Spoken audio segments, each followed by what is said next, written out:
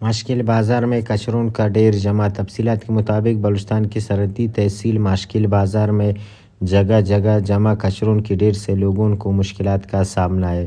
بازار مین چوک سے لے کر مختلف ایریا کی گلیوں میں کچروں کی بھرمار ہے، جس کی باعث مختلف بیماریاں پھیلنے کا خدشہ ہے۔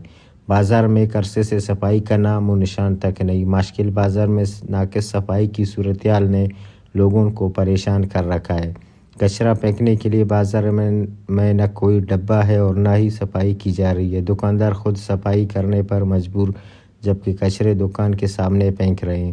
ایک بڑے آبادی پر مشتمل علاقے میں صفائی کی ناقص صورتحال نے متعلقہ ادارے کی کارکردگی پر سوالیہ نشان کھڑا کر دیا ہے۔